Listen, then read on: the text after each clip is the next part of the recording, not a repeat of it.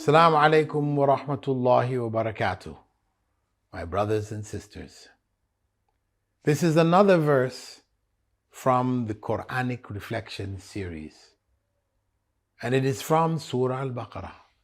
وَاتَّقُوا يَوْمًا لَا تَجْزِي نَفْسٌ عَنْ نَفْسٍ شَيْئًا. Beware of a day when no soul will benefit another soul in any way. This verse addresses the fact that in the next life, no one can benefit anyone else. The first point of reflection is that on the day of judgment, no one can benefit others. The Prophet ﷺ himself informed his family that he couldn't, of himself, intercede on their behalf. The fact is that his mother and his father died disbelievers, and there's nothing he could do to save them. Even his beloved uncle, Abu Talib, is in the hellfire.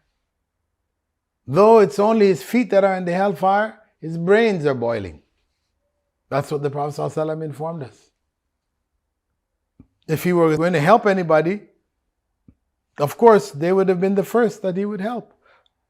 But the reality is that he cannot help anyone. Only those whom Allah has chosen that he intercede for are those who he intercedes by Allah's command. The second point of reflection is that we have to individually work for our own salvation. We are held responsible to take care of our own affairs.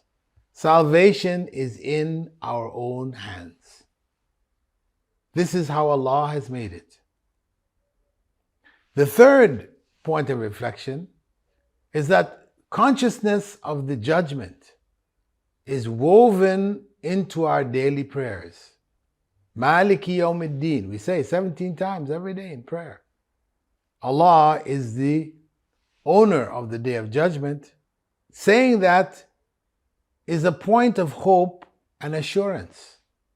So whatever we have been wronged about, whatever harm has come to us, Allah will judge it on the day of judgment.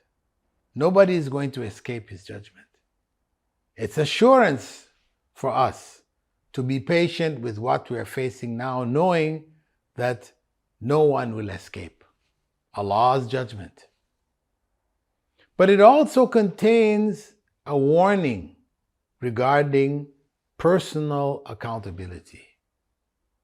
We will have to answer for whatever we have done. Barakallahu feekum. Assalamu alaikum wa rahmatullahi wa barakatuh.